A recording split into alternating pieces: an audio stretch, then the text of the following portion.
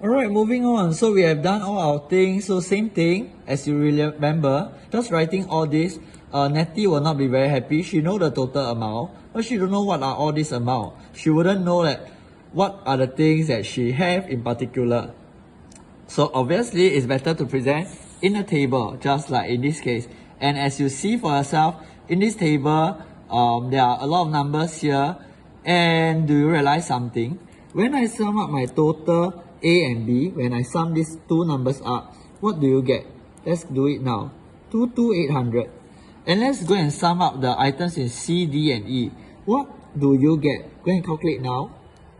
Do you get this number as well? 22800. Eh? They are the same. Why are they the same? Is it a coincidence or is it always like that? Okay, so give you 5 seconds to make your decision.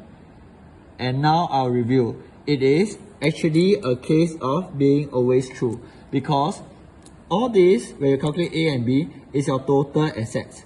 So your total assets is your total resources. Where does your resources come from?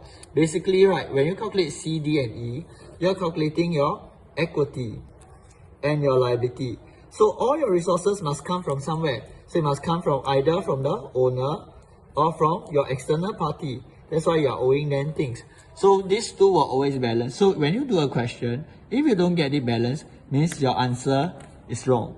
So finally, how can we present this in a very nice table?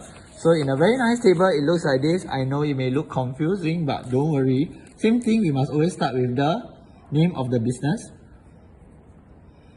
Okay, then of course we have to have the header. If not, what are you doing? What is this report about? Then of course we must have all our 5 sections, which is non-current, current asset, equity, non-current, liability, and current liability. So we will write we will go and write the amount. Then what happened is there is the individual amount here. This is the total amount that sum up for us to calculate. That's how you get your 22800. Final answer, double underline. Same thing, you add up together, you get 22800.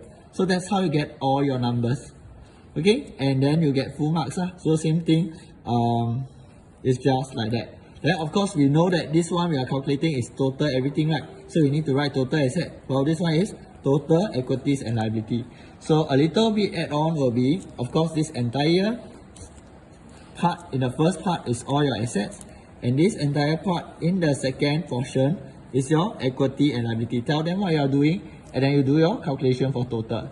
So this is how your statement of financial position looks like.